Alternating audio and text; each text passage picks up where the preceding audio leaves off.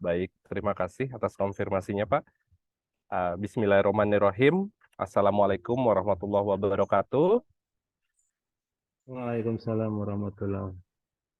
Ya, baik, terima kasih, Pak Gilang. Bapak Ibu sekalian, di sini saya selaku dari narasumber yang akan memberikan materinya. Jadi karena tidak ada moderator ya dari tim panitia, jadi izin saya memulai dan langsung akan memperkenalkan diri dan tentunya kita akan langsung masuk ke bahasan inti dari kegiatan kita siang ini ya, Bapak Ibu. Sebelumnya, perkenalkan nama saya Hardiansyah dari PT Klorin Digital Media.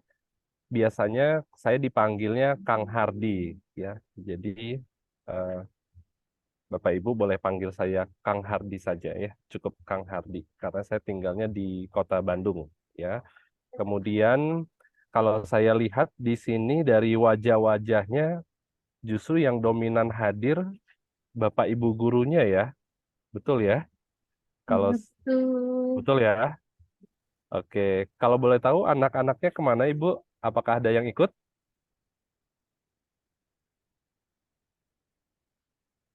Apakah ada siswanya yang ikut di sini? Dari sekolah mana kalau Kebetulan boleh nggak tahu? ada, Pak. Nggak ada. Karena sudah Oh, bebas, jadi sudah pada banyak yang pulang. oh iya iya, banyak yang pulang, apalagi sebentar lagi udah mau libur semester ya Bu ya.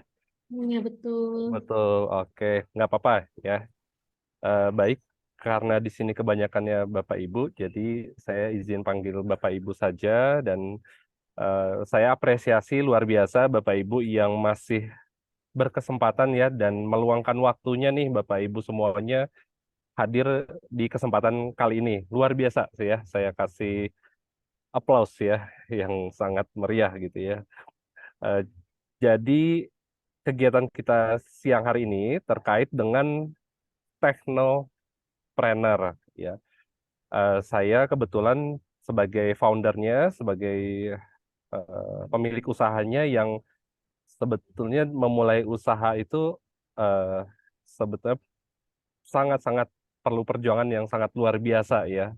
Tidak semudah yang dibayangkan ya, seperti roller coaster ya, naik turun ya, ada di bawah, di atas dan seterusnya. Nah, justru di sini saya akan coba men-sharingkan kepada Bapak Ibu semuanya, terutama terkait dengan kurikulum Merdeka ya, implementasi kurikulum Merdeka yang di mana sangat-sangat fleksibel ya, sangat adaptif sehingga nanti semua yang terupdate ya, teknologi terupdate dan tren terupdate di dunia industri, Bapak Ibu bisa implementasikan nanti ke sekolahnya masing-masing. Nah, diharapkan seperti itu ya Bapak Ibu ya. Dan tentunya sebelum nanti ke anak-anaknya, tentunya kita akan sharing kepada Bapak Ibu semuanya supaya nanti up to date ya, sesuai dengan kebutuhan dunia industri dan dunia kerja yang tentunya nanti bisa diimplementasikan ke sekolahnya masing-masing. Nah, kalau begitu saya izin melakukan share screen ya Bapak Ibu. Nah, oke, tampilan share screen saya sudah tampil Bapak Ibu? Belum, Pak. Belum. Sudah, Pak.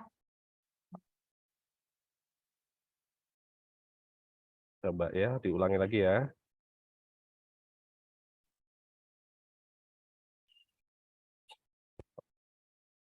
Oke.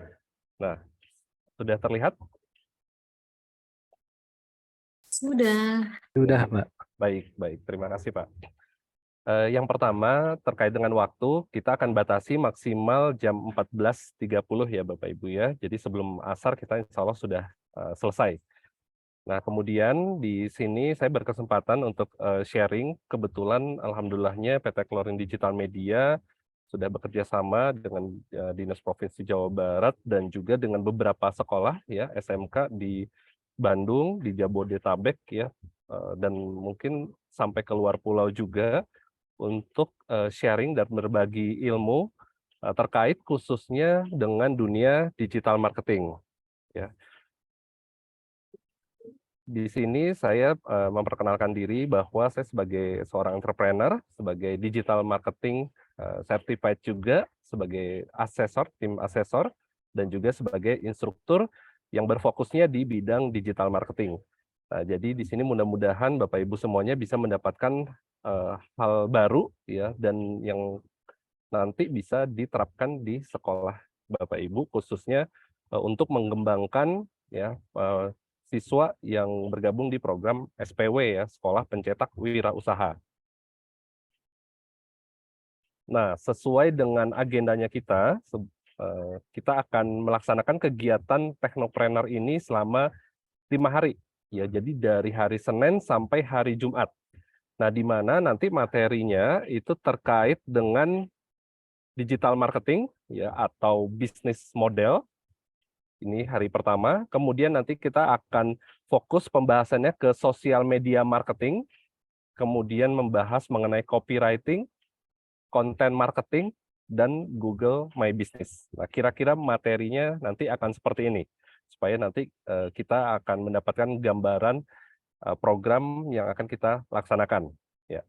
Nah, untuk di hari yang pertama ini, karena kita masuk kategorinya adalah technopreneur, yang artinya technopreneur adalah pengusaha ya yang memanfaatkan teknologi ya untuk menjalankan bisnisnya, dan khususnya adalah di bidang digital marketing ya. Nah, sebelum kita masuk ke pembahasan terkait dengan digital marketing, Bapak Ibu, kita tentunya perlu mengenal ya tentang model bisnis atau bisnis model yang sekarang kita jalani atau yang peserta didik atau anak-anak didik kita jalani. Nah, yang dimaksud model bisnis itu seperti apa? Kalau ditanya Klorin sendiri bisnis modelnya seperti apa? Ya. Nah, bisnis model PT Klorin Digital Media adalah perusahaan yang menyediakan layanan digital marketing, multimedia, dan pelatihan digital marketing serta konten kreatif, di mana target marketnya adalah instansi, UMKM, korporasi, lembaga pendidikan yang mau melakukan transformasi digital. Rata-rata target market dari PT Klorin adalah usia 30 sampai 50 tahun di wilayah Jabodetabek. Dan yang terbesarnya adalah di wilayah Bandung dan Jakarta. Ya. Nah, itu yang tadi saya sampaikan adalah bisnis model atau model bisnis dari PT Klorin sendiri. Nah, kalau ditanya kira-kira anak ibu ya atau anak peserta didiknya ibu model bisnisnya seperti apa? Nah, kira-kira mungkin seperti yang tadi saya sampaikan ya, mungkin cukup 1-3 kalimat yang menjelaskan tentang bisnis model atau bentuk dari bisnisnya Bapak Ibu. Ya. Nah, ini poin yang pertama, Bapak Ibu. Ya, Bapak Ibu, apakah sudah ya menentukan dan sudah mengenal tentang bisnis modelnya Bapak Ibu, atau khususnya untuk peserta didik Bapak Ibu sendiri? Ya.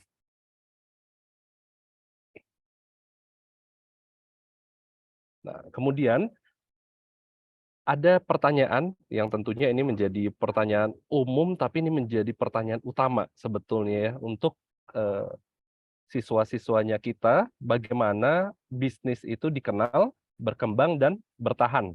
Ya. Dan bagaimana caranya menciptakan produk yang dibutuhkan pasar, dan bagaimana membuat investor percaya atau mendapatkan tambahan suntikan dana dari menang lomba mungkin ya, atau dana hibah gitu ya. Dan hal ini sudah saya rasakan Bapak Ibu, mulai dari perlombaan, mulai dari hibah investor, di mana kita bisa mendapatkan dukungan pendanaan untuk memperbesar bisnisnya kita. Ya, ada juga yang investornya atau pendanaannya dari perbankan seperti itu ya, yang kebanyakan dari UMKM pada umumnya, atau dari pemerintah misalkan gitu ya, atau mungkin dari rekan bisnis Bapak Ibu. Gitu. Nah, Nah, mulai bisnisnya dari mana? Dari hal yang sederhana pastinya ya. Mulai yang dari sederhana itu tentunya kita menemukan sebuah masalah dan kebutuhan dari konsumennya kita, dan kita bisa menemukan solusinya. Ini hal yang paling sederhananya. Contoh seperti bisnisnya yang saya jalankan, ya, bisnisnya saya adalah layanan creative agency, ya, atau memberikan layanan digital marketing. Nah, kebanyakan yang usia 30 sampai 50 tahun, mereka yang punya bisnis, mereka sudah habis waktunya di produksi. Nah, sehingga mereka untuk membuat sebuah konten kreatif ya atau membuat strategi digital marketing sudah tidak memiliki waktu. Nah, sehingga PT Klorin itu memberikan layanannya kepada konsumen. Nah, di situ adalah masalahnya, dan kemudian yang kedua adalah menciptakan produk dan jasa yang ujung-ujungnya adalah menghasilkan sebuah transaksi, ya. Ini bahasannya sebenarnya sangat-sangat basic, Bapak Ibu ya, karena memang saya buat materi ini ditujukannya awalnya untuk anak peserta didik ya, anak Bapak Ibu semuanya gitu. Ternyata yang hadir semuanya di sini Bapak Ibu gurunya ya, yang mungkin sudah berpengalaman bahkan lebih banyak tahu daripada saya mungkin ya, kira-kira seperti itu gitu. Tapi mudah-mudahan hal sederhana ini yang diharapkan bukan hanya untuk Bapak Ibu gurunya, tapi justru nanti bisa di-deliver lagi kepada peserta didiknya ya. Harapannya justru seperti itu ya Bapak Ibu ya. Jadi materi sederhana ini mudah-mudahan nanti bisa ditransfer knowledge lagi ya, mungkin oleh guru PKK-nya ya, mungkin oleh guru terkait dengan kewirausahaan dan sebagainya ya. Kita lanjut Bapak Ibu. Nah,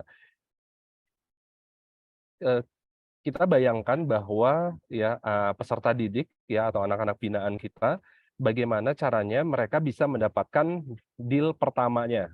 Dan ini yang saya lakukan di era digital saat ini ya. Mungkin 5 tahun, 10 tahun sebelumnya sedikit agak berbeda nih. Nah, apa sih yang perbedaannya? Yang pertama, peserta didiknya kita perlu memahami terlebih dahulu target market-nya mereka itu nanti model bisnisnya apakah B2B ya, apakah B2G atau B2C ya. Nah, Bapak Ibu pastinya sudah sangat memahami ya. B2B berarti business to business. Contohnya seperti saya kepada satu instansi pemerintahan ya mendapatkan sebuah project yang dimana project tersebut eh, didapatkan dari instansi tertentu ya, maka masuknya ke B2B ataupun B2G ya.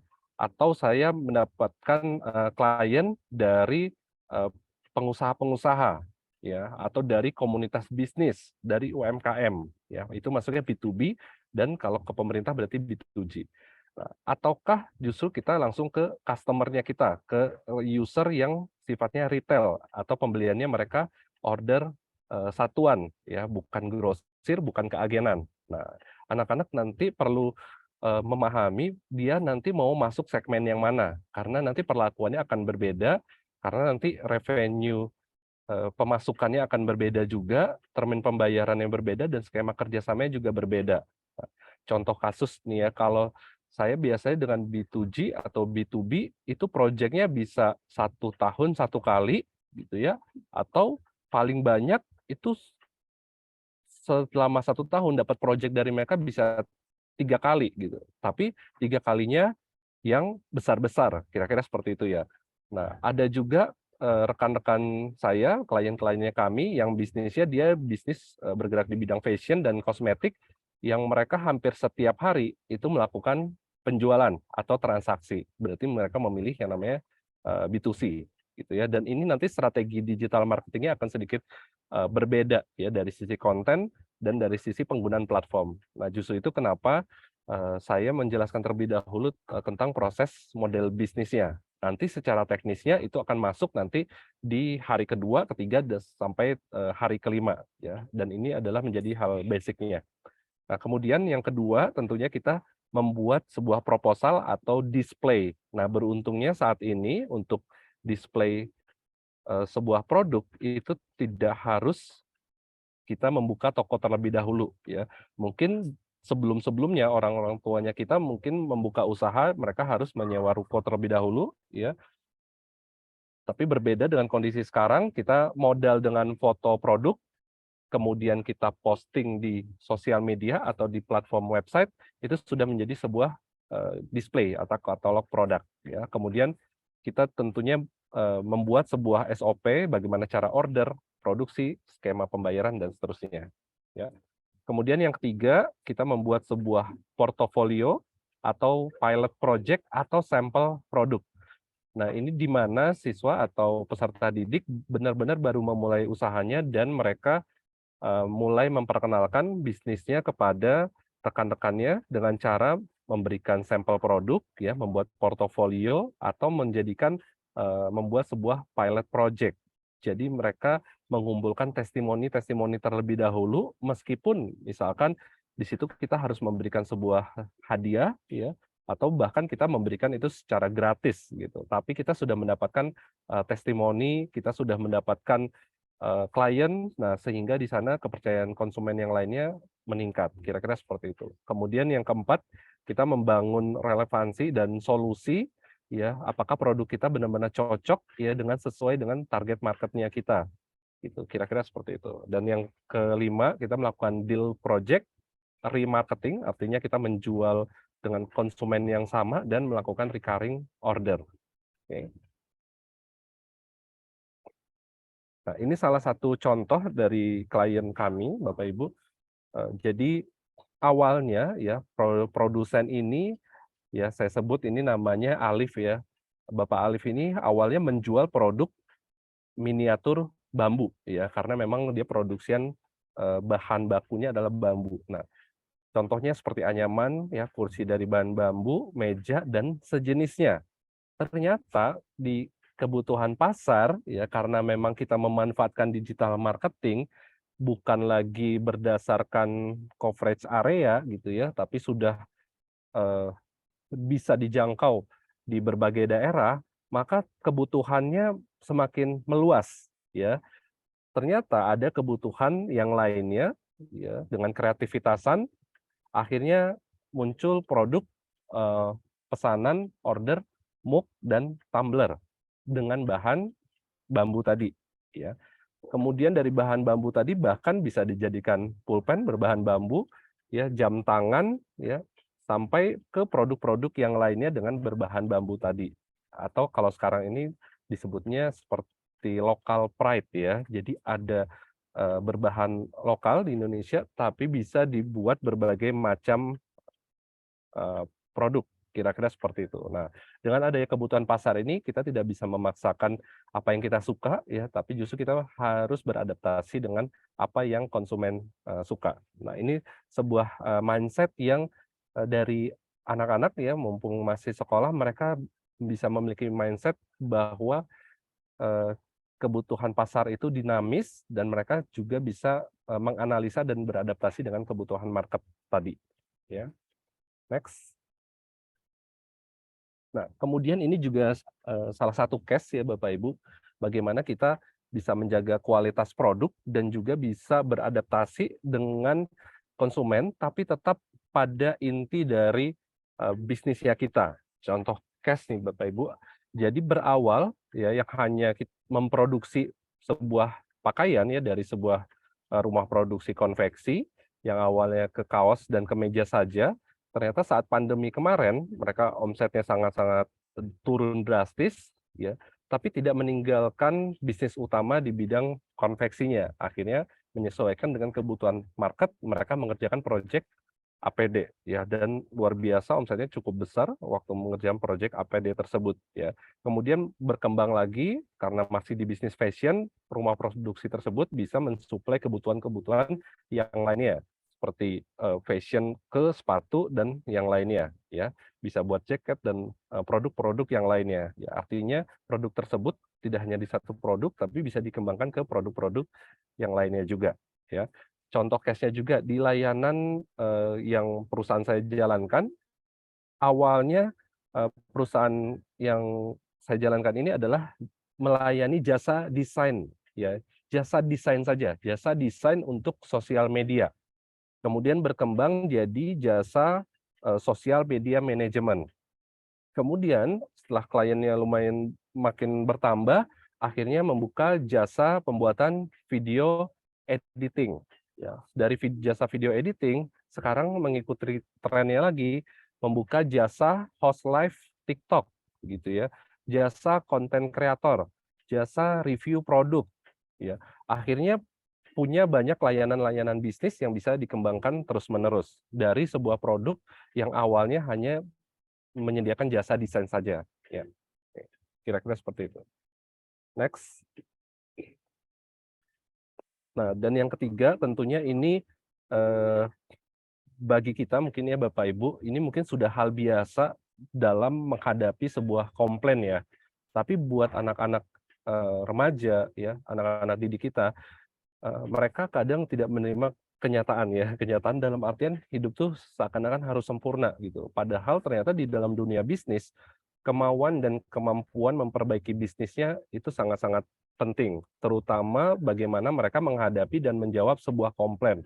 Contoh misalkan mereka sudah memproduksi baju, ternyata ada ketidaksesuaian gitu ya. Nah, mereka yang beradaptasi dan mau berubah dan bisa menjawab sebuah komplain, ya mereka cukup jawab, "Baik Pak, baik Bu, kami akan mengerjakan revisinya ya. Baik Pak, baik Bu, kami menerima sarannya. Baik Pak, baik Bu, kami eee, akan produksi ulang," misalkan seperti itu. Dan itu yang saya alami juga ya, bagaimana bisnis-bisnis yang saya jalankan itu di awal-awal banyak penyesuaian-penyesuaian, ya tapi karena kita menghadapinya cukup tenang ya, bagaimana kita menghadapinya dengan eee, enjoy gitu. Nah, sehingga komplain-komplain dari klien itu kita bisa terima dan kita perbaiki, ya sehingga bisnis kita sekarang itu bisa lebih settle dan bisa lebih diterima oleh klien-kliennya kami, ya.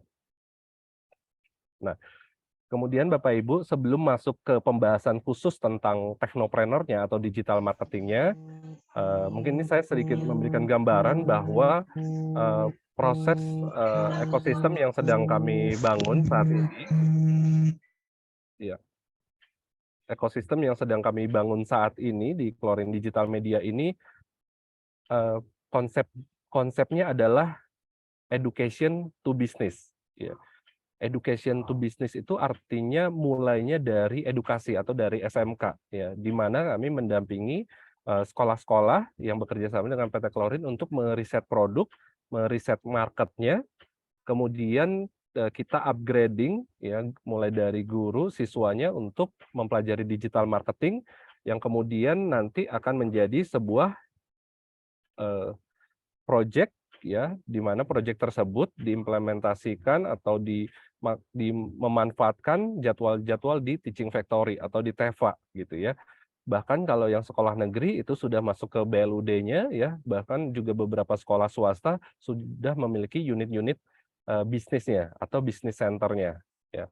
Nah, di sinilah perannya dari industri ya. Kenapa makanya saya kenapa diberikan dan alhamdulillahnya diberikan kepercayaan untuk sharing ke Bapak Ibu selama 5 hari ke depan ya, mulai dari hari Senin ini sampai hari Jumat ya. Baik Bapak Ibu, sebelum kita lanjut, apakah ada yang ingin ditanyakan terlebih dahulu ya? Jika ada boleh langsung ketik di kolom chat-nya ataupun bisa raise hand ya, atau langsung izin dengan unmute ya. Sebelum kita lanjut, Bapak Ibu boleh sambil kirimkan juga beberapa pertanyaannya di kolom chat. Oke. Nah, sekarang kita akan membahas mengenai digital marketingnya ya. Tadi adalah basic terkait dengan model bisnis ya, dan itu sangat-sangat basic sebuah mindset yang betul-betul perlu nanti menjadi satu standar ya, bahwa siswanya kita itu sudah perlu memiliki mindset seperti tadi. Kira-kira seperti itu ya Bapak Ibu ya. Baik, kita lanjut masuk ke materi terkait digital marketingnya.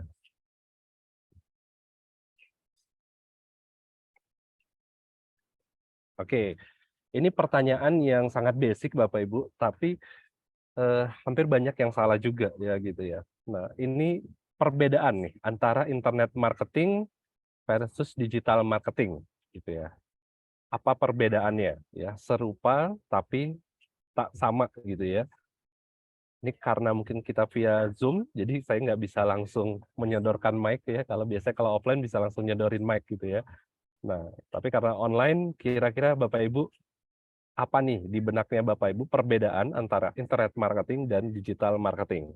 Nah, untuk menjawabnya boleh di kolom chat atau ada yang mau raise hand juga boleh ya. Dipersilahkan. Saya mungkin kasih waktu 30 detik. Atau apa bedanya jualan online ya, ya sama memanfaatkan digital marketing.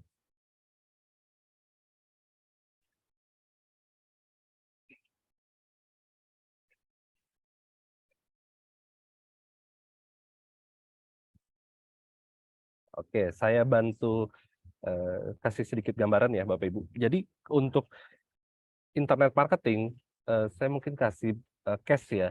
Misalkan tim saya namanya Adit ya, Kang Adit. Nah, Kang Adit ini punya produk fashion, kemudian produk tersebut di foto, kemudian diposting di sosial media ya atau di WhatsApp bisnisnya melalui story-nya.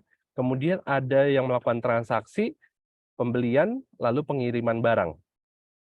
Sudah seperti itu saja proses internet marketing. Berarti produk yang tadinya fisik kemudian diposting di sosial media atau di WhatsApp. Nah, itu proses memanfaatkan ya sebuah tools internet ya untuk menjual sebuah barang.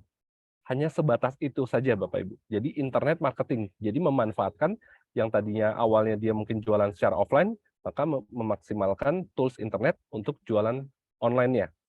Ya, atau disebutnya ya mungkin sales online ya, kira-kira seperti itu. Tapi berbeda kondisinya dengan versus digital marketing. Nah, di digital marketing ini itu lebih kompleks, lebih bervariasi.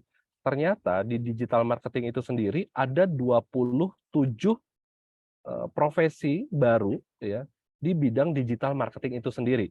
Mulai dari riset marketnya, mulai dari riset produknya, kemudian dia memanfaatkan tools-tools yang namanya advertising atau yang berbayar, ataupun yang organik, kemudian tahapannya dia menganalisa dan mengevaluasi menggunakan tools-tools digital marketing, ya, membuat konten-konten marketing, memanfaatkan copywriting, ya, kemudian dia memahami yang namanya SEO atau search engine optimizing gitu ya. Dia memanfaatkan yang namanya SEM atau search engine marketing ya dan seterusnya. Nah, jadi digital marketing ini sebetulnya lebih kompleks dan lebih banyak prosesnya karena dia melakukan yang namanya optimasi gitu ya. Tidak hanya sebatas menggunakan internet, punya produk, posting. Setelah itu udah nggak seperti itu aja. Karena kalau internet marketing biasanya bisa dikerjakan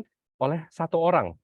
Mungkin sama kita sendiri ya gitu. Nah, tapi kalau udah masuk ke digital marketing, itu kita melibatkan tim dan melibatkan komponen-komponen atau divisi yang lainnya ya dengan cara memaksimalkan tools-tools yang ada di dunia digital ya. Nah, hal simpelnya ya kalau di digital marketing sendiri kita mengenal yang namanya traffic ya, traffic. Kemudian kita mengenal yang namanya conversion. Dan yang ketiga, kita mengenal yang namanya retention. Ya. Kalau traffic, contoh case-nya semisal kita punya sebuah toko, orang lain itu lalu lalang ya setiap hari tanpa mampir ke tempatnya kita. Itu disebutnya traffic. Ya. Kemudian conversion di mana tadi konsumen yang lewat atau orang lain yang lewat itu mulai datang ke tokonya kita dan membeli produknya kita ya. Dan retention ketika konsumen yang sama melakukan pembelian ulang ya atau repeat order, maka disebutnya retention. Nah, di dunia digital marketing itu juga sama. Ada traffic, conversion, dan retention. Nah, untuk trafficnya sendiri di digital marketing ada yang namanya free traffic, ya, ada yang namanya paid traffic, ada yang namanya GV traffic atau joint venture traffic, ada yang namanya on traffic, ya. Free traffic artinya traffic yang gratis, ya, tanpa harus kita bayar, ya. Kemudian paid traffic berbayar. GV traffic ini kita memanfaatkan traffic punya orang lain, ya. Jadi traffic orang lain kita manfaatkan untuk meningkatkan trafficnya kita. Ya, kalau on traffic berarti kita memanfaatkan platform-platform yang kita pegang sendiri, ya, atau trafficnya conversion. Kita nanti ada teknik yang namanya closing teknik, optimize sosial media dan platform digital marketing lainnya. Kemudian retention, itu kita memanfaatkan yang namanya branding, customer journey, dan list building. Nah, next ya. Kang Hardi, kira-kira free traffic sama paid traffic contohnya seperti apa? Oke. Kalau yang free traffic, kita memanfaatkan Facebook marketing, kita memanfaatkan Instagram marketing, YouTube marketing, dan sekarang lagi tren juga TikTok marketing, ya. Kita manfaatkan WhatsApp marketing, viral marketing dengan cara membuat konten-konten yang viral, memanfaatkan marketplace dan SEO, ya. Kemudian kalau paid traffic ada Facebook Ads, Instagram Ads, TikTok Ads, dan Google Ads, ya. Nah, ini semua materi ini itu nanti akan kita bahas satu persatu di hari berikutnya. Nah, untuk hari ini saya memberikan gambaran atau kerangka-kerangka nanti yang akan kita pelajari. Ya, tentunya mungkin ini tidak akan semua terbahas dalam 5 hari, tapi setidaknya ada beberapa poin-poin inti yang nanti akan disampaikan. Nah, kemudian GV traffic ini artinya joint venture traffic. Contohnya, semisal kita punya produk, kita memanfaatkan yang namanya affiliate marketing. Ya, affiliate marketing berarti kita membuka peluang orang lain untuk menjual produk kita melalui sistem affiliate, ya. Kemudian GV partner, joint venture partner, kita berkolaborasi misalkan dengan influencer, ya, dengan YouTuber, food blogger, artinya mereka yang membantu memasarkan, ya, atau memposting produknya kita, ya, itu GV partner. Kemudian ada reseller marketing dan ada sistem dropshipper juga, ya. Nah, untuk menjalankan joint venture traffic ini, setidaknya kita perlu nih ada rahasia-rahasia yang perlu kita siapkan supaya mereka juga mau bekerja sama dengan kita, ya. Apa aja yang perlu kita persiapkan? Yang pertama, kalau affiliate marketing, reseller, dan dropship ini tentunya kita mempersiapkan yang namanya training mentoring. Jadi nggak bisa tuh misalkan kita punya reseller, kita punya affiliate, didiemin aja gitu ya. Nggak kita bina, nggak kita kasih ilmu, dan seterusnya. Nah, kita perlu menyiapkan yang namanya training mentoring, ya, support system, marketing kit, ya. Kita menyiapkan tools-tools marketing sehingga reseller-resellernya tadi ikut semangat karena mereka sudah dipersiapkan tools marketing oleh kitanya, ya, sebagai pemilik produknya. Nah, nanti anak-anak peserta didiknya kita ini, kenapa nih kok misalkan traffic-nya nggak naik-naik? Nah, mungkin karena mereka hanya memanfaatkan traffic pribadi, ya, atau on traffic. Tapi mungkin belum memanfaatkan GV traffic atau joint venture traffic seperti ini. Oke, next. Nah, kemudian ada on media, artinya memanfaatkan media secara mandiri, ya. Kita memanfaatkan email marketing, WhatsApp marketing, sosial media, dan list building.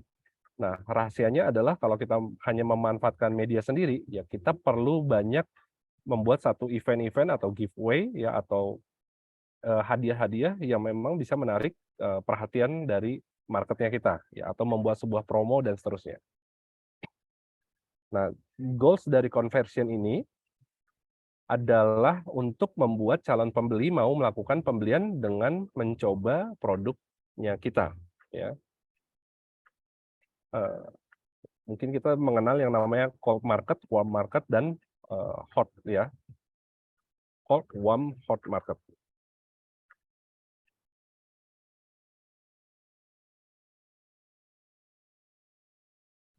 Ya, kemudian untuk kita merubah calon konsumen jadi konsumen, itu kita perlu yang namanya membuat sebuah konten dan copywriting, ya. Ini nanti insya Allah akan kita bahas di hari-hari berikutnya ya, untuk konten dan copywriting. Nah, kemudian dari goals dari retention, bagaimana tujuan aktivitas retention, konsumen mau membeli ulang, menjadi loyal, bahkan sampai membantu branding. Ya. Nah, yang perlu kita lakukan untuk kita bisa memulai di digital marketing, tentunya kita melakukan riset. Ya. Riset market itu mulai dari luas marketnya, trend market, sampai ke potensi market. Nah, kalau di digital marketing, itu ada tools untuk meriset market, ya, namanya Uber Suggest, ya. Nah, tools ini sangat efektif dan memang secara dunia, ya, jadi kita bisa pilih negaranya sampai ke detailnya. Sebetulnya Uber Suggest ini Bapak Ibu boleh catat dulu, mungkin nanti next pertemuan kita akan bahas bagaimana praktek menggunakan Uber Suggest ini sendiri, gitu ya. Nah, Bapak Ibu mungkin boleh catat dulu atau screenshot terlebih dahulu nama tools-nya untuk meriset market size, ya, atau luasan dari market itu disebutnya Uber Suggest, ya. Nah, kemudian kita bisa meriset market juga, ya, dengan menggunakan yang namanya Google Trend, ya. Google ini tools yang disediakan oleh Google untuk melihat sebuah tren bisnis. Ya, contoh case ya Bapak Ibu, semisal teman-teman saya yang lagi jual fashion, khususnya di gamis ya, fashion muslim, itu trafficnya memang sekarang menurun setelah Lebaran kemarin, ya. Sampai setidaknya kalau melihat dari tren, itu sampai di September.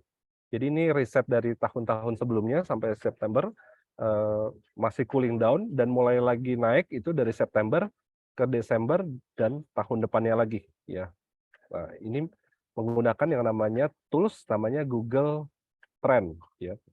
Jadi kalau di workshop atau kegiatan yang waktunya cukup panjang, biasanya kita langsung praktek menggunakan Google Trend ini, gitu ya. Tapi setidaknya untuk sesi kali ini kita mengetahui terlebih dahulu untuk tools tersebut.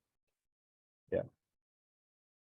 Next, untuk tools riset potensial market, ya, atau berapa potensi bisnisnya kita, biasanya kami menggunakan tools ya namanya Social Blade, gitu ya. Atau kalau sekarang ada tools yang namanya Kalau Data. Kalau Data ini meriset bisnis-bisnis potensial di TikTok, gitu ya. Atau mungkin saya sedikit coba buka ya sebagai gambaran supaya lebih terbayang nih riset potensial market itu seperti apa. Saya coba izin close dulu. Nah, seperti ini. Ini hasil risetnya cukup, kalau saya lihat cukup menggiurkan ya, kalau kita melihat data-data yang memang existing berjalan nih Bapak Ibu. Contoh nih Bapak Ibu ya, saya lagi buka tren 1 bulan terakhir deh, 1 bulan terakhir, tren bisnis yang lagi berkembang pesat apa? Nah, di sini. Nah, ini datanya. Ini bisnis kosmetik, Bapak Ibu. Omsetnya 26 miliar 1 bulan ke belakang. Ya. Kosmetik. Kemudian yang ketiga ada gadget, jual handphone, jual laptop, jual ini ya alat elektronik. Ini hampir sekitar 15 miliar sebulan. Kemudian ada bisnis cake ya, bisnis makanan. Cake ya, Bittersweet by Najla ini omsetnya sekitar 11 M. Kemudian di bawahnya lagi ada skincare ya, ada hijab, ada jual peralatan untuk bikin konten, mungkin karena sekarang lagi rame orang bikin konten menjadi seorang konten kreator, jadi jual kayak tripod, ya jual peralatan-peralatan untuk pembuatan konten gitu ya, dan seterusnya. Nah ini ada Dr. Richard yang kemarin lagi viral juga karena kasusnya Inara itu ya. Jadi beliau langsung melesat, omsetnya hampir 8M sebulan ini. Nah, ini terus untuk melihat tren bisnis atau potensial bisnis. Ya. Ini kita masih bisa lihat sampai 24.000 jenis bisnis ya. Banyak banget. Datanya banyak banget. Nah, jadi mungkin waktu kemarin Lebaran itu mungkin bisnis fashion ya yang paling banyak gitu. Nah, sekarang karena udah tren Lebarannya udah slow ya, maka mereka lebih banyak membutuhkan yang aktif daily activity ya, kayak outfit, mungkin fashion sepatu gitu ya, baju yang daily activity gitu. Nah, kira-kira seperti itu ya. Oke, ini kalau menggunakan tools yang namanya Kalau Data untuk melihat potensial market ya. Kemudian tadi kalau melihat sebuah tren, saya coba buka toolsnya namanya Google Trend.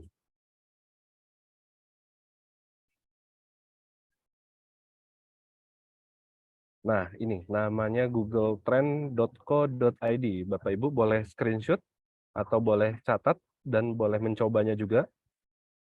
Nah, Bapak Ibu punya produk apa nih? Misalkan ya, kita mau jual produk apa ya? Coba.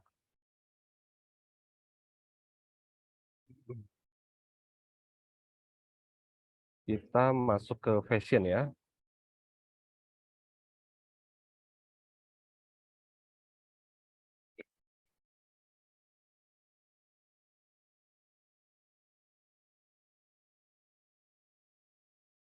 Oke, kita pilih Indonesia, kemudian kita pilih mungkin 30 hari ke belakang.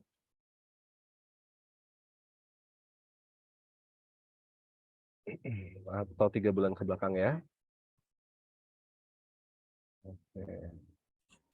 Kang Hardi punten tidak Ya. muncul di share screen Kang Hardi punten Bu Ane. Ini ya di screen-nya masih tool riset potential market aja Kang. Oh begitu Bu ya. Oke, Iya baik. ya di Coba ininya. saya cek ya. Makasih. Baik, baik.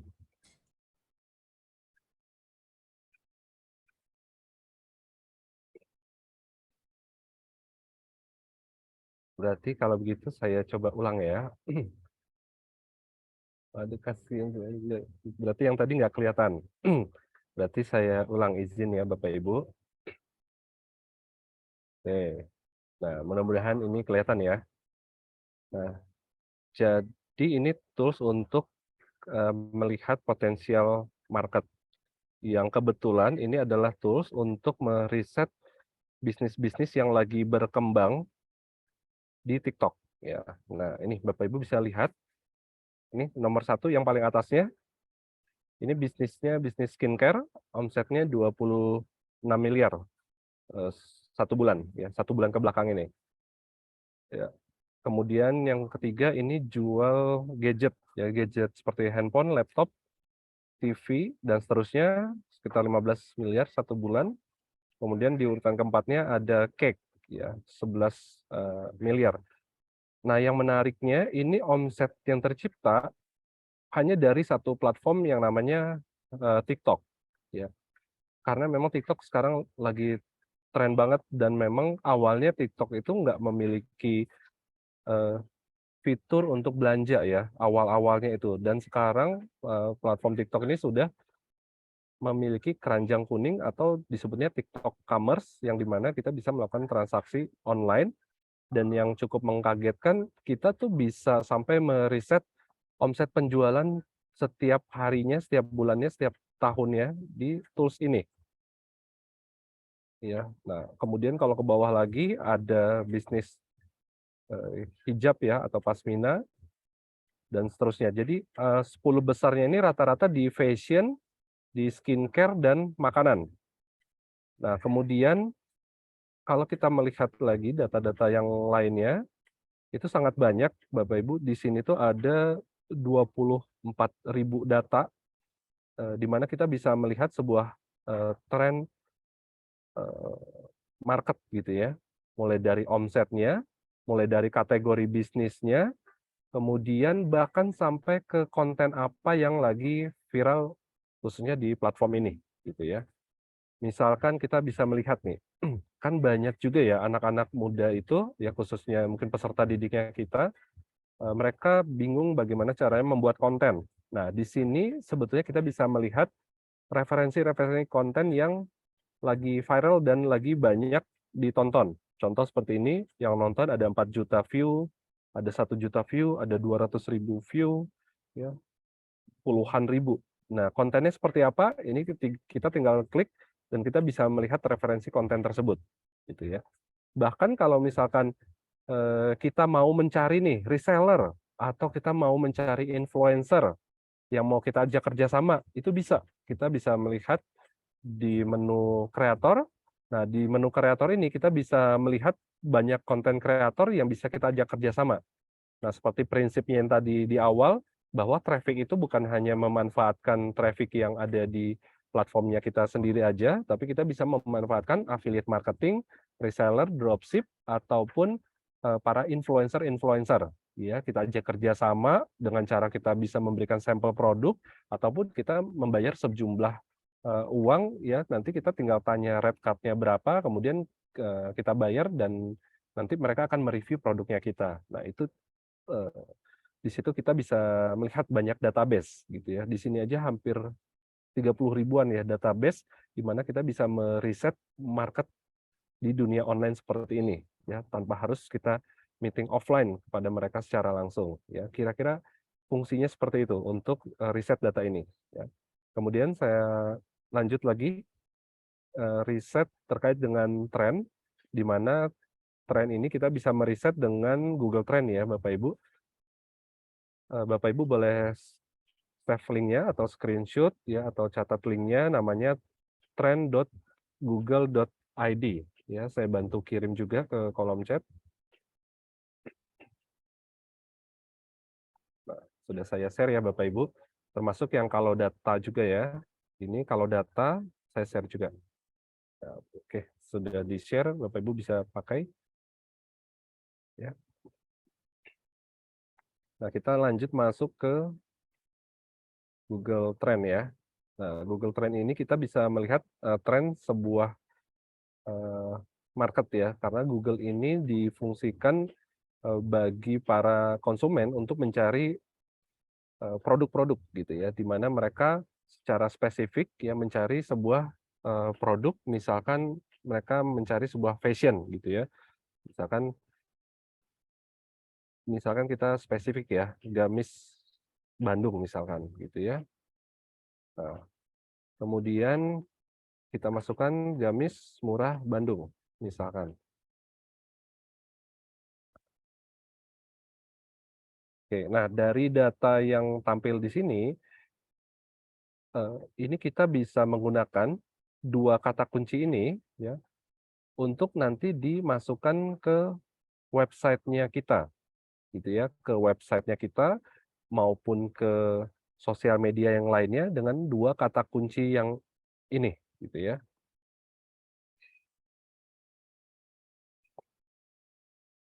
Nah, jadi ini masih bersaing nih antara gamis Bandung dan gamis murah Bandung, gitu ya. Atau kita tulis gamis murah, gitu.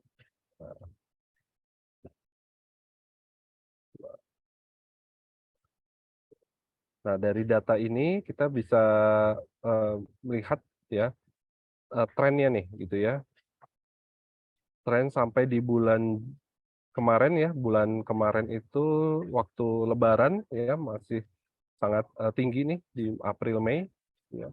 Kemudian dia mulai turun ya, mulai naik lagi, mulai turun jadi masih stabil ya. Nanti setelah September itu dia bakal mulai naik lagi. Dilihat dari tren di tahun-tahun sebelumnya. Kita bisa melihat sampai ke tren 5 tahun ke belakang ya, kira-kira seperti itu.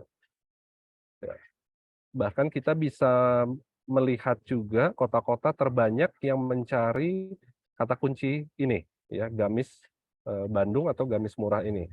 Ya, ada 5 kota terbanyak. Nah, kota-kota ini nantinya bisa kita gunakan menggunakan advertising untuk mensasar kota-kota tersebut.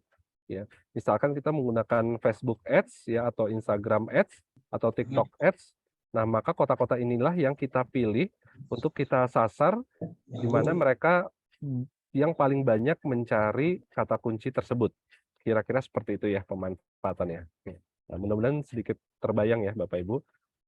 Oke, ini 2 tools yang biasa kami gunakan untuk meriset sebuah market tadi. Oke, kita next ya Bapak Ibu ya. Tools riset namanya Social Blade ya, atau tadi saya biasanya menggunakan namanya Kalau Data gitu. Siap. Oke, Bapak Ibu, untuk slide materi dari saya sudah selesai ya.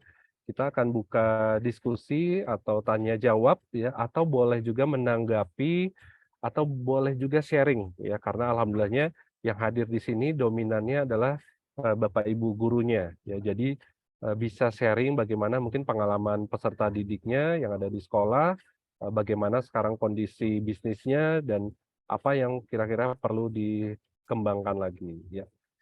Mungkin saya kasih kesempatan kepada Bapak Ibu untuk bertanya, boleh lewat chat atau raise hand.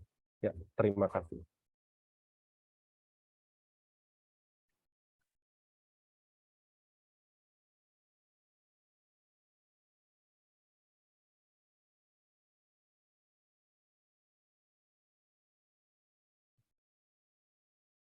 Hari ini ada 60-an ya yang hadir ya, luar biasa.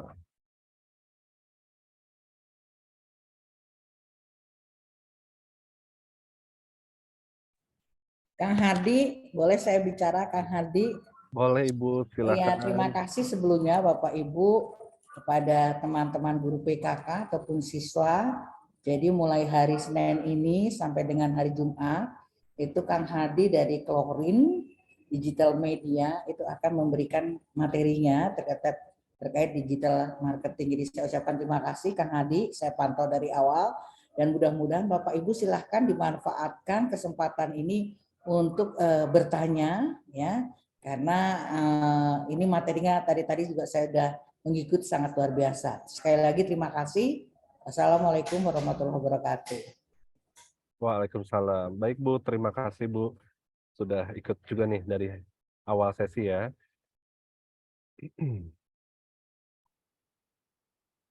Kita langsung coba baca kolom chatnya ya Bapak Ibu ya.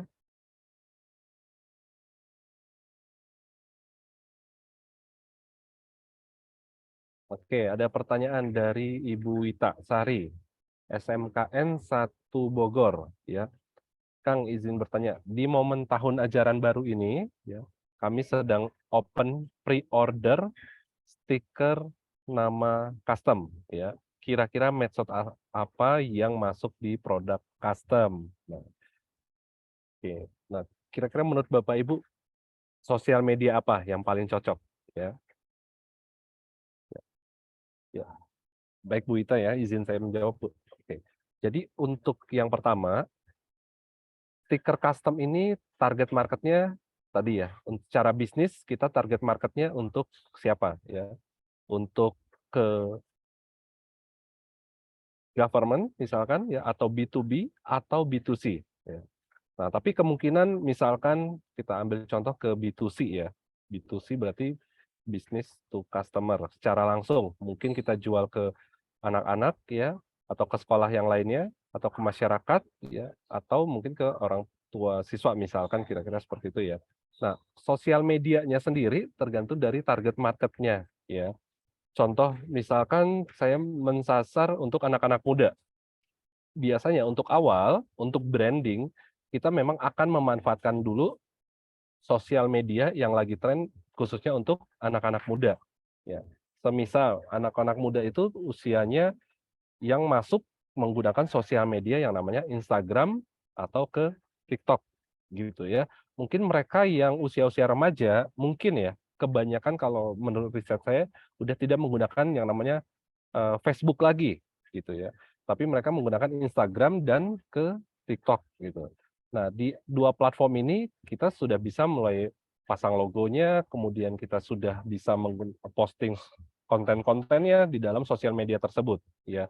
Nah, kalau di Facebook mungkin sasarannya adalah misalkan orang tuanya atau misalkan mereka instansi ya, instansi misalkan mereka usianya yang memang usia-usia di atas remaja tadi. Misalkan kita bisa mendapatkan order dari sekolah lain, contohnya gitu ya, atau order dari dinas pemerintahan, misalkan seperti itu.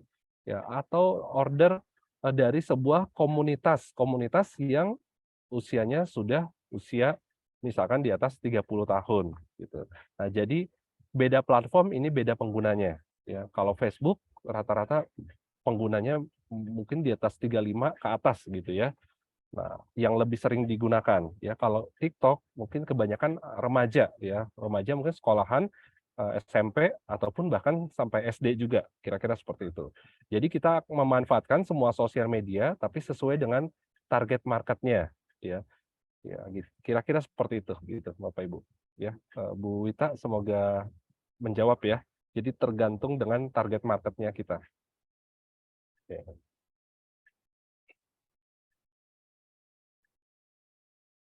Bentar bedo. Gigi banget ini anjir.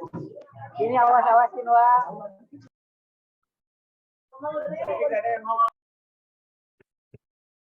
Oke, kita ada waktu 24 menit lagi sebelum jam 14.30.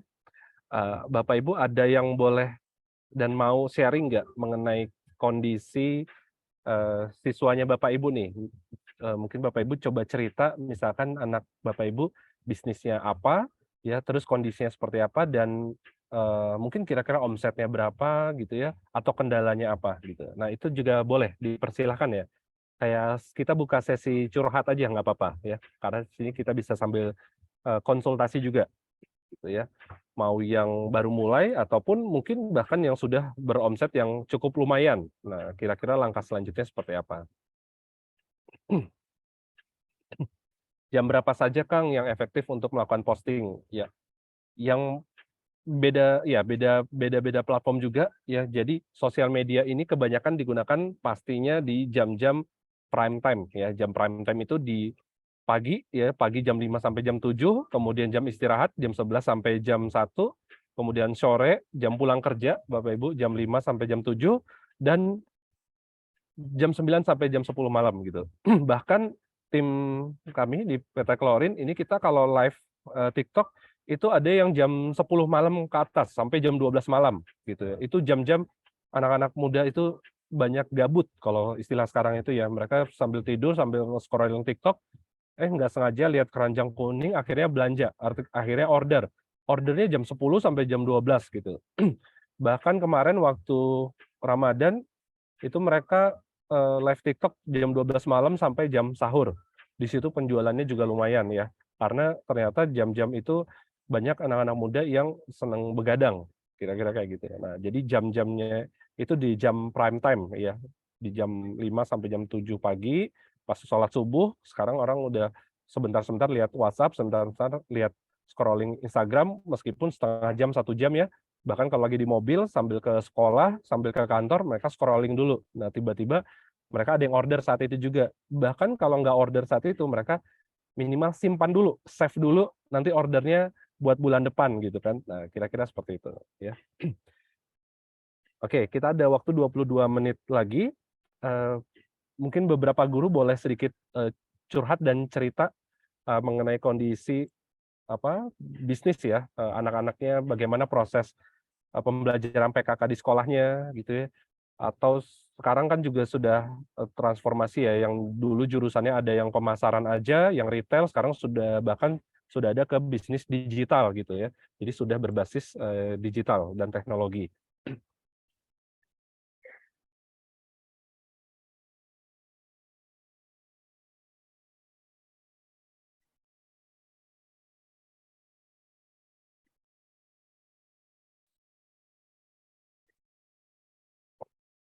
Saya mau coba absen ya. Di sini ada yang dari Indramayu. Oke. Kemudian ada yang dari Gantar PGRI, dari SMK 1 Bandung ya Bu Ani ada juga alhamdulillah hadir juga. Kemudian ada dari Ciamis, 1 Ciamis, kemudian ada SMK 13 Garut, Indramayu juga hadir, Cianjur, kemudian dari 11 Bandung, oke masih di Bandung ya. Kemudian ada dari Bekasi, dari Kabupaten Bandung, Kang Hardi mau nanya alhamdulillah nih Kang luar biasa. Hardi. Baik, Punten. baik Bu. Enggak Kang Bu. Hardi, ini kan yang hadir di sini adalah ada juga barangkali mewakili guru PKK, tetapi terkait dengan produk teaching factory-nya, Kak. Iya. Nah, karena kan beberapa sekolah itu memiliki produknya sesuai dengan kompetensi keahliannya. Nah, sehingga mungkin tadi teman-teman ada yang gimana caranya kalau itu berkaitan dengan digital marketingnya untuk produk-produk yang berkaitan dengan teaching factory gitu kan. Mungkin apa yang bisa Kang Hadi sampaikan, selain tentu saja memang pada saat ini kan mungkin siswa banyak yang sudah pulang ya karena mama mau bagi rapot gitu. Bagaimana ininya Kang terkait dengan, karena ini menarik sebetulnya ya. Iya, iya. Baik, terima kasih Bu Ani. Oke. Pertama terkait dengan teaching factory. Nah, tentunya kalau teaching factory ini pertama melihat dari kompetensi dan jurusannya. Tadi betul yang Bu Ani sampaikan ya. Kedua terkait dengan sumber daya di daerahnya juga Bapak Ibu. Ada saya misalkan di Pangalengan mereka produksinya produksi susu gitu ya, produksi dari bahan-bahan pertanian gitu. Mungkin di daerah yang lainnya itu nggak ada gitu kan. Jadi memang tergantung lagi dari kondisi di daerahnya yang mungkin Bapak Ibu sudah melihat potensi tersebut ya dan kemudian menjadi sebuah produk atau dikembangkan di Teva. Nah, tadi pertanyaan Bu Ani itu terima kasih Bu. Jadi bagaimana dan mulainya seperti apa? Nah, yang pertama ini ada 2 hal yang kita perhatikan. Yang pertama dari sisi bisnisnya, kedua dari sisi digital marketingnya.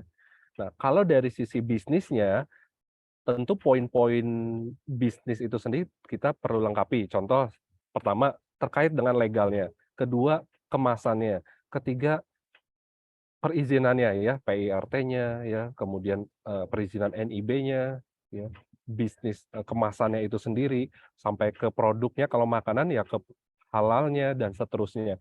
Ini dari sisi bisnisnya itu sendiri. Kemudian bagaimana setelah produknya jadi itu cocok dan bisa digunakan nggak untuk ke masyarakat ya, rasanya enak nggak gitu ya. Nah ini dari sisi bisnisnya itu sendiri gitu, sebelum nanti masuk di ranah digital marketing. Nah kenapa penting penguasaan di bisnisnya itu sendiri sampai benar-benar itu dikatakan cukup bagus, karena kalau sudah masuk ke digital marketing, ini masyarakat atau netizen itu komplainnya cukup pedes ya Bapak Ibu ya. Misalkan ternyata nggak ada izinnya, halalnya nggak ada, misalkan ya, dan seterusnya. Karena ketika sudah masuk digital dan mereka order dan mereka nggak puas, itu komplainnya bisa masuk ke sosial media, ya bisa masuk ke websitenya kita dan seterusnya. Jadi kita memang perlu perhatikan dulu dari sisi core inti dari bisnis itu sendiri. Kalau kita memproduksi sebuah barang gitu ya, ataupun jasa. Nah kemudian masuk nih ke ranah digital marketing atau pemasarannya, Bapak Ibu. Pertama kali yang kita akan lakukan, tentunya kita membuat sebuah branding yaitu logo ya. Logo, branding warna dan seterusnya itu pembahasannya banyak Bapak Ibu ya. Tapi setelah kita punya logo dan kita sudah punya brand tersebut, yang pertama kita lakukan, kita membuat sebuah konten ya. Membuat sebuah konten yang kemudian itu kita posting di platform-platform yang kita punya. Kita coba terlebih dahulu mulai dari Facebook-nya, Instagram-nya, YouTube-nya, TikTok-nya, dan seterusnya. Nah, nanti sambil dianalisa, kita melihat kira-kira yang paling banyak pengunjungnya, yang paling banyak like-nya, yang paling banyak view-nya, itu di platform mana, setelah itu kita fokus di platform tersebut. Ya.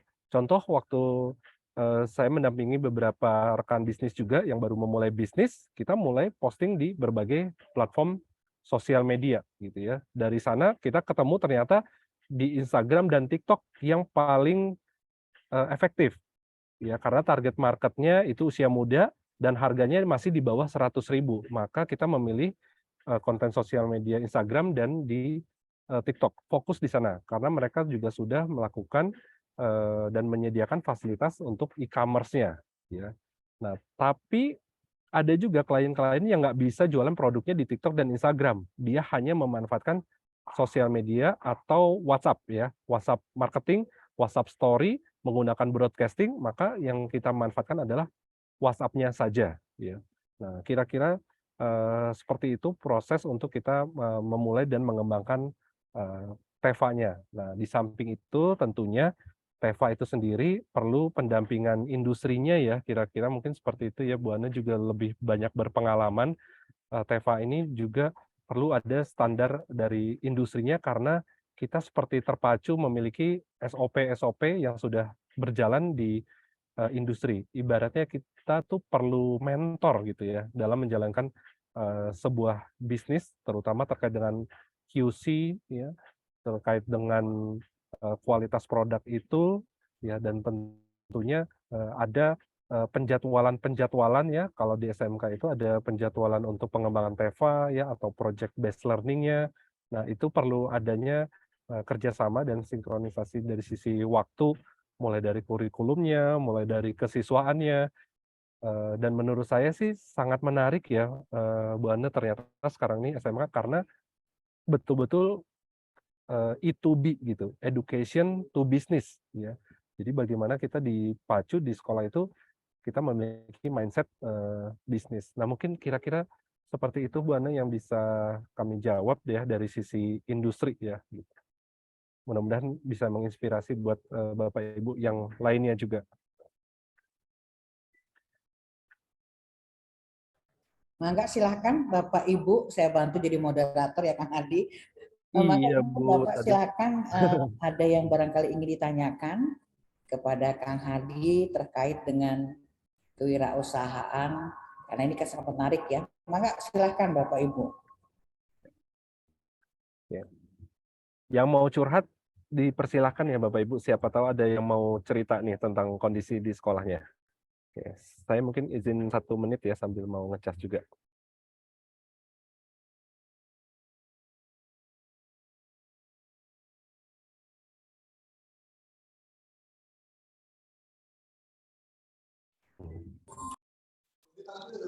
Selamat siang, Bapak. Ya, selamat siang, dengan Pak siapa Pak? Saya dengan Fatur Rahman, Pak. Baik, baik Pak. Silakan Pak. Ya, saya dari SMK Negeri 1 Kapetakan. Sebelumnya mohon maaf. Ya. Sebelum mohon maaf, Pak. Ini kan untuk pembelajaran kewirausahaan itu kan ada yang kalau di kelas 10 itu P5 ya, di P5. Kemudian kalau di kelas 11 12 kan Mas di PKK tuh Pak ya. Ya. Nah, kalau dari masalah ini IB itu boleh tidak misalnya dibuatkan di kelas 10 gitu, semua dibuatkan IB atau gimana Pak? Lebih bagusnya. Terima kasih. Ya, baik. Untuk NIB sendiri memang ada syarat ini ya Pak ya, nanti nomor KTP, syarat-syarat tertentu yang memang perlu dilengkapi ya. Nah, tentunya nanti syarat-syarat itu sesuai dengan usianya juga ya Pak ya. Kalau sudah punya KTP ya 18 tahun, dia bisa mendaftarkan gitu. Mungkin untuk biasanya kalau kelas 10 itu masih soft skill ya Pak ya, pembelajarannya masih basic, maka mungkin diperkenalkan apa pentingnya punya legalitas ya, pentingnya menjaga copywriting, maksudnya copyright ya, menjaga hak cipta gitu. Nah, nanti mereka mungkin prakteknya saat memiliki KTP atau mereka menggunakan KTP milik orang tua kalau diizinkan gitu ya. Jadi mereka kelas 10 atau kelas 11 mereka menggunakan KTP orang tuanya untuk bisnis gitu. Karena saya pun di TikTok ya, di TikTok itu untuk menjadi TikTok seller itu memasukkan Pak nomor KTP, ya, brand bisnis dan seterusnya. Itu mulainya di kelas 12 awalnya. Nah, tapi ternyata kebutuhannya ini ternyata harus dari kelas 11 nih biar tahu basic ya. Akhirnya mereka pinjam KTP orang tuanya, ya diizinkan dan alhamdulillah orang tuanya juga support karena supaya pembelajarannya bisa diketahui lebih awal. Nah, itu memang dari sisi industri ya. Mungkin Bu Ana mungkin mau sharing terkait dengan P5, Bu?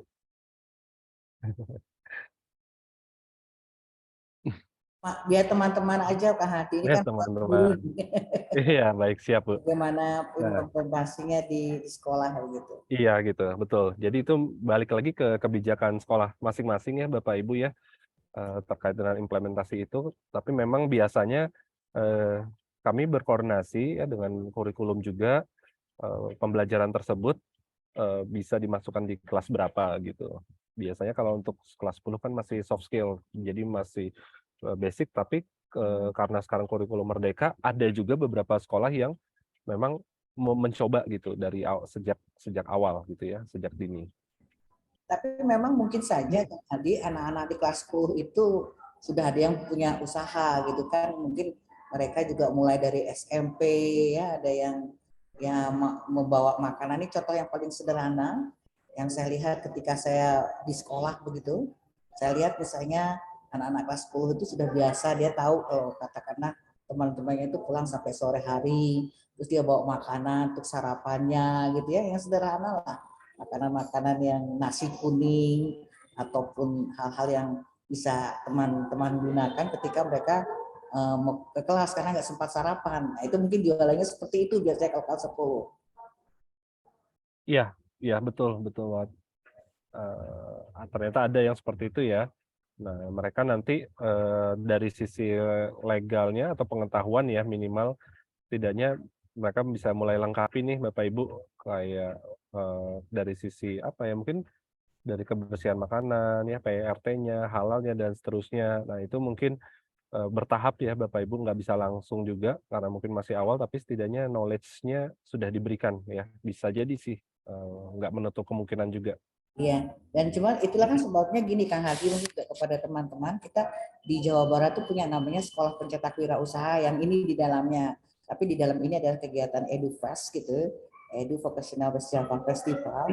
Memang sebetulnya harapannya adalah nggak apa-apa anak kelas 10 juga kalau memang dia punya kewirausahaan, punya usaha begitu, kita masukkan dalam program Sekolah Pencetak Wirausaha. Seperti itu. Nah, tapi memang mereka kalau ini adalah bagian bagaimana kita mencoba mengembangkan ya dari SPW-nya, lalu buatlah namanya Edu Vocational Java Festival. Nah, ini memang technopreneur gitu. Nah, technopreneur itu memang seperti saya sampaikan juga, ada yang misalnya bagaimana medianya mengembangkan melalui metaverse. Saya rasa Kang Hadi sangat paham banget bagaimana jualan di metaverse ya Kang Hadi ya, karena Kang Hadi juga piawai di bidang itu gitu ya. Pakai data science, pakai smart system dan juga yang lainnya. Jadi itu Kang Hadi mungkin yang Baik. Baik. Terima kasih, Bu. Oke, kebetulan ada pertanyaan, kita lanjut ya. Ada waktu 7 menit lagi untuk kita menjawab nih pertanyaan. Oke, mungkin pertanyaan dari Pak Gilang dulu ya, Pak Gilang Satria Dirgantara, SMK Baknus 666. Oke. Apa saja kiat-kiat memanfaatkan internet marketing di sosial media yang followers-nya masih sedikit? Oke. Yang pertama, Bapak Ibu, jangan khawatir kalau followers-nya sedikit ya, dan belum tentu followers yang banyak itu juga menghasilkan penjualan. Gitu. Pada intinya, followers itu ya orang-orang yang tertarik dan fokusnya ke bisnisnya kita. Ya. Yang pertama, kalau bisnisnya atau Instagram bisnisnya kita ya, followers yang dimana kita punya sosial media yang fokusnya ke jualan produk, itu sudah dipastikan dan sering terjadi bahwa sosial medianya followersnya sedikit. Kenapa? Karena kita terkesan untuk fokus ke jualan saja. Ya, nah solusinya bagaimana? Solusinya adalah kita menyajikan ya konten-konten yang sifatnya non promosi. Ya. Non promosi itu ada apa aja? Yang pertama, ada konten edukasi. Ya. Kedua, ada konten storytelling. Nah, contohnya gimana? Semisal Bapak Ibu jual makanan seblak misalkan gitu ya, anak-anak tersebut jual makanan seblak. Nah, konten edukasi yang bisa disajikan adalah semisalnya manfaat ya, 5 manfaat gitu ya, makan sambal. Nah, ternyata misalkan makan sambal itu ada manfaatnya juga. Nah, kira-kira seperti itu Bapak Ibu. Jadi, konten yang disajikan tidak hanya posting produknya saja, tapi posting juga konten-konten edukasi. Nah, kemudian konten edukasi berikutnya lagi, semisal di seblak ini ada bahan apa saja ya. Pertama ada non kimia, satu itu. Misalkan kedua ada bahan A, B, C, D. Nah, A, B, C, D ini manfaatnya apa saja. Nah, di mana nanti konten tersebut itu bisa kembali lagi di-share ya atau di-shareable namanya. Artinya konten tersebut bukan hanya untuk orang belanja, tapi bagaimana konten itu bermanfaat. Nah, kira-kira seperti itu Bapak Ibu. Jadi kesimpulannya kalau followersnya sedikit, postingannya jangan posting produknya saja, tapi dikembangkan ke konten yang sifatnya non promosi. Ya, salah satunya adalah konten edukasi gitu ya. Atau bahkan kalau di TikTok atau di Instagram, sekarang mereka banyak membuat konten storytelling. Ini anak-anak pada pinter-pinter Bu, jadi mereka membuat konten-konten yang sifatnya cerita gitu ya. Bagaimana misalkan perjuangannya dia memulai usaha ini, bagaimana dia hujan-hujanan mungkin mengantarkan produknya ke customer, atau dia memposting atau memvideoin waktu lagi proses packing. Nah, ternyata konten-konten seperti ini itu bisa menarik minat dari followers untuk komen, "Wah, saya doain ya semoga sukses ya," gitu. "Saya doakan ya semoga lancar jualannya," gitu. "Wah, hebat Kak, masih muda tapi udah jualan." Nah, ternyata hal itu bisa meningkatkan followers ya, meningkatkan engagement dari sosial media. Nah, kira-kira seperti itu ya. Nah, ini PR-nya nanti strategi bagaimana cara membuat konten itu ada di hari berikutnya ya. Insya Allah nanti Pak Gilang kita akan bahas selanjutnya ya. Oke, kemudian pertanyaan dari SMK PGRI, Ibu Selawi ya. Assalamualaikum, metode pemasaran yang simpel dan mudah untuk suatu produk. Nah, untuk yang paling simpel, yang pertama, platform, kita memilih platform yang paling banyak kontaknya ya. Yang paling banyak kontaknya di mana Bapak Ibu? Antara Instagram, TikTok, atau WhatsApp? Kalau saya lebih banyak di WhatsApp ya. Followers di Instagram 10.000 gitu. Di kontak WhatsApp itu database-nya banyak, hampir 30 ribuan gitu ya. Nah, kita mulai pastinya pemasaran kalau di digital, itu yang paling mudahnya kalau digital melalui WhatsApp Story, yang paling gampang dan paling simple. Karena paling banyak teman kita ada di sana, kontaknya kita ada di sana ya. Jadi posting di WhatsApp Story tersebut. Itu yang paling mudahnya ya. Kemudian yang diposting jangan hanya produknya aja tapi upload juga testimoni dan seterusnya ya, kira-kira seperti itu. Ya, pemasaran secara digital ya. Kalau yang paling simpel yang lainnya kalau offline ya tadi mungkin Bu Anit sempat mencontohkan bagaimana anak-anak bawa produk ke sekolah ya, sambil sekolah sambil jualan, itu yang paling simpel dan paling mudahnya ya kalau secara offline-nya. Ya. Kira-kira seperti itu ya Bu Selawi. Oh ya Bapak Ibu, saya mungkin mau menginformasikan untuk kegiatan selanjutnya itu nanti Bapak Ibu mungkin akan perlu bawa punya laptop, punya handphone juga yang dibawa untuk nanti sesi praktek ya Bapak Ibu. Jadi hari kedua, ketiga, dan keempat itu akan banyak prakteknya. Jadi misalkan kita Google My Business, kita buat Google My Business-nya. Kalau Instagram merapikan bio, kita bikin bio-nya juga.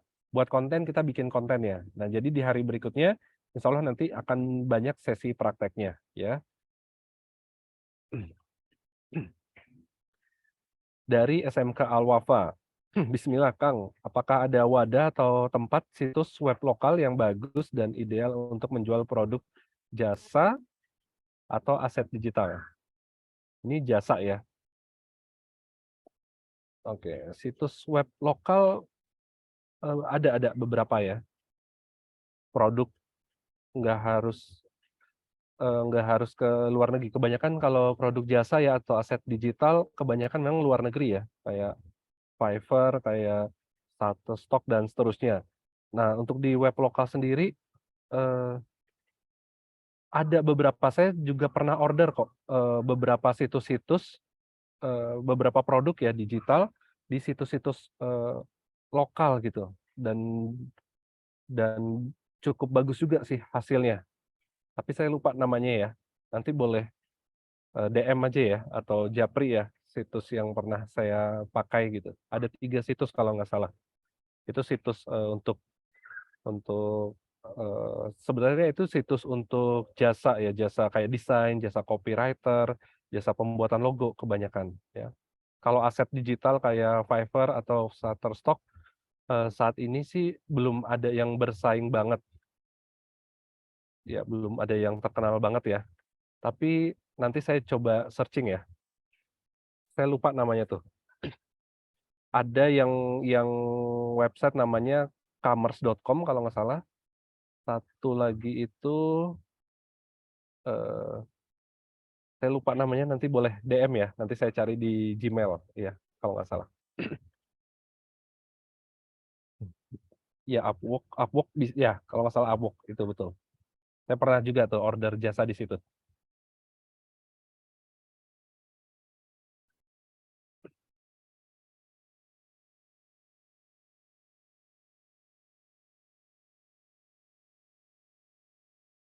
Oke.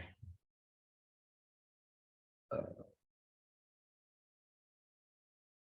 Oke, Bapak Ibu, Bu Ana, sepertinya udah sesuai dengan waktunya kita ya. Dan mungkin kita akan lanjut ke hal teknis ya insya Allah nantinya. Jadi kalau dari sesi saya untuk pemaparan awal sebagai pengantar ya terkait dengan bisnis dan digital marketing sudah disampaikan di materi yang tadi ya. Oke, terima kasih Bapak Ibu. Saya serahkan ke siapa? Ke host atau kita sudahi untuk kegiatannya kita? Silakan kan disudahi saja. Disudahi ya, baik. Oke, ya. Mungkin teman-teman perlu materinya kan bisa di-share. Boleh. Nanti insya Allah saya share ke panitia ya.